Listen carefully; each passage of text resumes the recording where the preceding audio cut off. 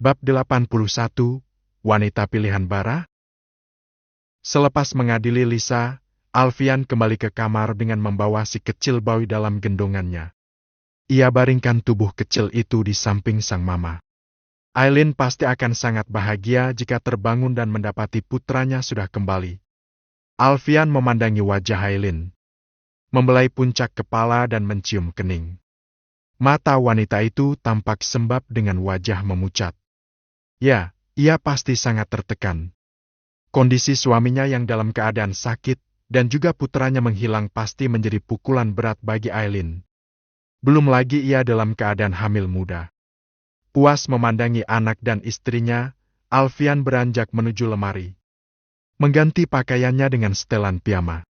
Lalu, ikut berbaring dengan memposisikan Boy di tengah. "Maafkan aku, sayang. Kalaupun nanti aku tidak bisa bertahan, aku harap kamu akan menjadi ibu yang kuat untuk anak-anak." Ia membenamkan ciuman di kening dua orang kesayangannya secara bergantian. Melepas rindu, ia memeluk kedua orang itu. Sangat lama ia menantikan saat seperti ini. Kebersamaan yang selalu dirindukannya. Perlahan Aileen membuka mata saat mendengar kicauan burung di pagi hari. Biasanya ia akan merasa senang dan damai saat mendengar suara itu. Namun, sekarang tidak. Hatinya justru merasa sepi. Segalanya terasa mengambang. Bahkan tubuhnya terasa tak memiliki tenaga sedikit pun. Kenyataan yang harus ia hadapi saat terbangun adalah, si kecil Boy menghilang dan belum ditemukan, dan ini sangat menyiksa batinnya sebagai seorang ibu. Bayang-bayang Boy sendirian di luar sana membuatnya dikepung rasa bersalah. Merasa lalai menjalankan perannya sebagai seorang ibu. Seharusnya ia bisa menjaga dan melindungi putranya. Tetapi sekarang, ia malah terbaring di ranjang dengan tubuh lemas. Ketika hendak bangkit, Aileen baru menyadari sosok tangan sedang melingkar di perut. Ia menoleh dan mendapati Alfian sedang memeluknya. "Pagi sayang, kamu sudah bangun?" bisik Alfian, membenamkan ciuman di kening. Sebelah tangannya terangkat dan merapikan rambut yang menutupi sekitar wajah. Satu hal yang menjadi candu bagi Alfian adalah memandangi wajah Aileen saat baru terbangun. Terlihat sangat manis alami. Bak permen yang tak membosankan. "Bay, di mana dia? Apa dia belum ditemukan?" Pertanyaan itu menjadi kalimat pertama yang keluar dari mulut Aileen. Ingin sekali Alfian meledakkan tawa. Aileen bahkan belum menyadari bahwa si kecil Boy berada di sisinya. Alfian mengatupkan bibir, mungkin akan seru jika ia sedikit menjahili wanita itu pagi ini. "Maaf, aku belum menemukannya. Tapi aku akan melanjutkan pencarian hari ini," ucapnya dengan memasang raut wajah bersalah. Seketika bola mata Aileen digenangi cairan bening. Perlahan isak tangis mulai terdengar meskipun sebisa mungkin ia tahan. Bagaimanapun juga Aileen tidak ingin terlihat lemah di hadapan Alfian. Mereka harus saling menguatkan satu sama lain. "Aku mau ikut mencarinya. Tolong izinkan aku," pintanya memelas. "Tidak, kamu harus istirahat di rumah. Lihat wajahmu sepucat ini. Kamu butuh istirahat. Bagaimana aku bisa istirahat kalau anakku sendirian di luar sana? Kenapa mereka lamban sekali? Saat aku menghilang beberapa tahun lalu, kalian sangat mudah menemukanku. Kenapa sekarang mencari Boy sangat sulit?" Cecar Aileen bertubi-tubi. Ia menyibak selimut dan hendak turun dari tempat tidur. Namun, seketika terpaku saat tangannya menyentuh sosok tubuh kecil. Aileen sontak menoleh dan mendapati si kecil Boy sedang terbaring di sisinya. "Boy!" Lirihnya hampir tak percaya. Ia melirik Alfian yang sedang terkekeh. Luapan air mata tak terbendung lagi. Aileen langsung memeluk dan menciumi kening putranya berulang-ulang. Melepas segala rasa takut dan khawatir yang memenuhi hatinya sejak kemarin. "Boy demam?"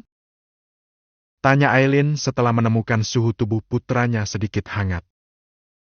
"Ya, tapi hanya demam biasa. Semalam dokter sudah periksa." Alfian meraba kening putranya. "Demamnya sudah agak turun. Aileen baru dapat bernapas lega. Puas melampiaskan kerinduan terhadap putranya, ia membalikkan tubuh menghadap sang suami. Memeluknya sangat erat. Aku minta maaf. Aku yang salah karena tidak bisa menjaga Boy dengan baik. Lirih Aileen kembali berulai air mata. Tangannya membelai wajah sang suami yang tampak lelah dan pucat. Belum lagi semalam Alfian mencari Boy dalam keadaan tubuh masih lemas. Bukan salah kamu, sayang. Boy sudah cerita semuanya. Dia pergi dari rumah karena ucapan Lisa. Aileen menyeka air mata, lantas menatap suaminya penuh tanya. Lisa? Memangnya Lisa bicara apa? Kamu pasti tidak akan percaya, ucap Alfian dengan hela napas panjang. Lisa memberitahu Boy kalau papanya sudah meninggal dan dia akan punya papa tiri. Coba pikir, apa pantas dia berbicara seperti itu pada anak yang masih kecil? Aileen hampir tak percaya mendengar ucapan Alfian. Lisa adalah teman satu-satunya yang ia miliki. Bahkan Aileen menganggap Lisa seperti kakaknya sendiri. Apa yang didengar Aileen membuatnya seperti kehilangan akan sehat. Kamu yakin, Mas? Alfian mengangguk. Teman kamu itu tidak sebaik yang kamu pikirkan. Selama 4 tahun ini, kita sudah memelihara ular di dalam rumah. Dia mematuk tanpa kita sadari. Aileen kembali terdiam. Hingga akhirnya, Alfian meraih ponsel dan menunjukkan rekaman Lisa yang sedang berbicara dengan seseorang di telepon. Seluruh tubuh Aileen terasa gemetar. Ingin rasanya ia jambak rambut dan menampar wanita itu. Lisa yang selama ini ia anggap saudara sendiri ternyata tidak lebih dari seorang pengkhianat. Tetapi, apa motifnya melakukan semua ini? Aileen belum dapat menebak. Bagaimana kamu dan Lisa bisa berteman? Kalian kenal di mana? Tanya Alfian, bermaksud mengulik setiap kenangan. Mungkin saja ia akan menemukan sebuah petunjuk. Kami berteman sejak remaja. Lisa selalu ada saat aku dalam masalah. Bahkan hamil Boy, Lisa selalu membantuku. Ingatan Aileen berputar pada kenangan masa lalu. Ia mulai memikirkan Lisa yang selalu hadir dalam hidupnya secara kebetulan.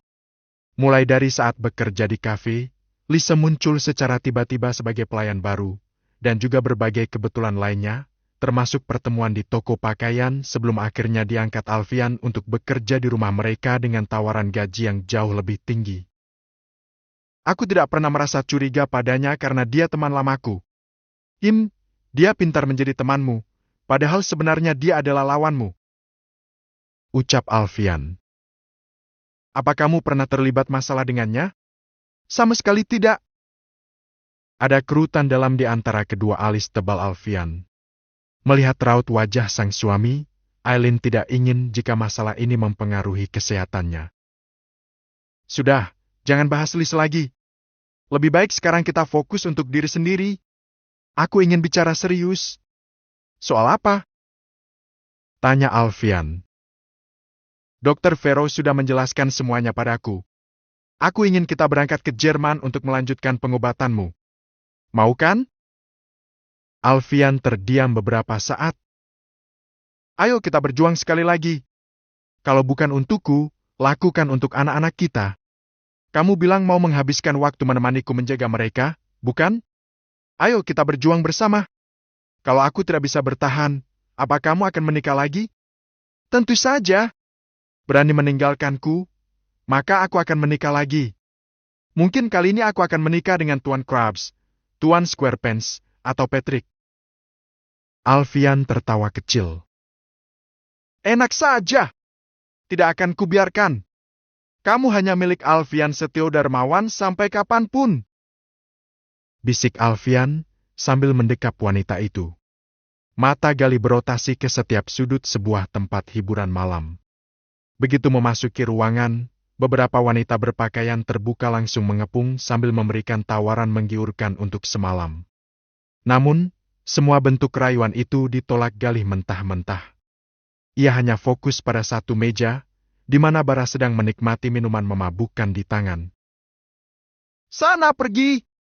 Aku bukan laki-laki kaya, jadi jangan berharap ada tips dariku. usir Galih pada beberapa wanita yang mengikutinya. Bara menatap lelaki itu, lalu menawarkan segelas minuman. Namun, langsung ditolak Galih begitu saja. Keduanya pun duduk bersama. Bara terlihat sangat frustrasi sejak menemukan fakta bahwa Mia muncul dengan bayi perempuan yang diduga kuat berasal dari benihnya. "Di mana dia sekarang?" tanya Bara. "Mulai sekarang dia akan tinggal di rumah Alfian." Bara hanya menyahut dengan anggukan, lalu meneguk segelas minuman. "Bagaimana kamu bisa punya anak dengan wanita itu? Mia adalah perempuan yang aku sewa beberapa kali. Dia menawarkan diri padaku dengan harga lebih murah. Selain itu, saat pertama kali bersamanya, dia masih ori. Berarti kamu tidak menyangka kalau bayi itu adalah anakmu, kan?" Bara berdecak pelan. "Mia memang pernah memberitahuku kalau dia hamil, tapi aku sudah minta menggugurkan bayinya. Waktu itu Mia setuju saja dan bilang akan menggugurkan janinnya. Ternyata sekarang dia muncul dengan bayi. Jadi bagaimana? Kamu tidak akan bertanggung jawab." Ingin rasanya Bara menjerit. Menjadi seorang ayah belum pernah terlintas dalam pikirannya. "Aku bisa bertanggung jawab dengan membiayai dia dan anaknya. Tapi aku tidak bisa menikahinya." "Kenapa? Sebagai laki-laki seharusnya kamu bertanggung jawab. Alfian saja bersedia menikahi Aileen meskipun awalnya tidak ada cinta di antara mereka. Aku benar-benar tidak bisa," pekik Bara. "Aku sudah punya wanita pilihanku sendiri." Galih melirik lelaki itu. Sedikit penasaran tentang siapa wanita yang menjadi pilihan Bara. Setahu Galih, Bara hanyalah lelaki brengsek yang suka mempermainkan para gadis. "Oh ya, siapa wanita pilihanmu?" tanya Galih. Bara menarik napas dalam-dalam, menghembuskan secara perlahan, lalu menjawab. "Riana." Mendengar jawaban itu, sontak bola mata Galih membeliak. Tangannya mengepal di bawah meja. Bersambung.